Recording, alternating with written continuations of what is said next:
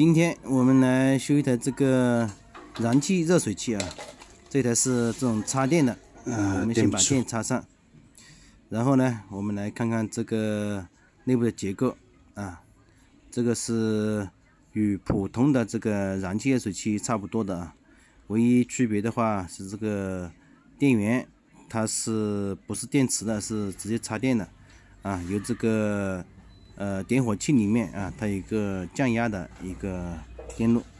那这一个呢，就是一个温控啊，温控保护，就输出的水温。那这一个就是这个风压啊，检测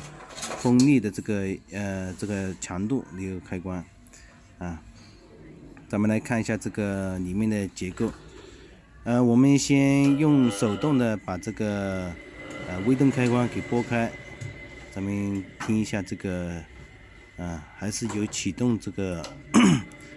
声音的，那说明这个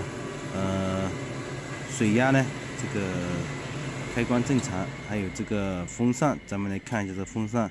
啊，这个启动的声音还是蛮足的啊，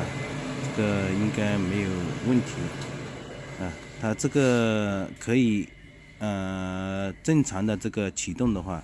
但是无法点火。它这个首先呢，它肯定要检测到这个抽风的这个压力足够了之后啊，它才启动这个点火。所以说它这个区别呢，与这个普通的它是有区别的啊。这个它必须检测到风压够压力之后，它才能启动点火器。所以说它现在这个第一步没走完，我们所以说。应该是这个风压这个问题。好了，这个风压呢，这个检测这个风压检测器啊，我拆下来大家看一下。我们来看一下它参数，它是负55帕这个负40到负55帕的啊。这个因为像这种的话它因为经常动作使用年限呢，它也有这么久了。所以说也是比较容易坏的，因为这种风压开关，咱们可以看一下啊，它的结构可不与这个通断这种这么简单啊。它是首先通然后检测到这个压力之后呢，负压之后呢，它再断开这个它这个点火器它才启动。所以说它这个不能直接用这个电路直接短路那样子那个。所以说我们重新搞了一个新的我们给它放上去来试一下。这个我们已经放好了我们按这个插口给插好。我们现在再来手动试一下。我们现在拨开，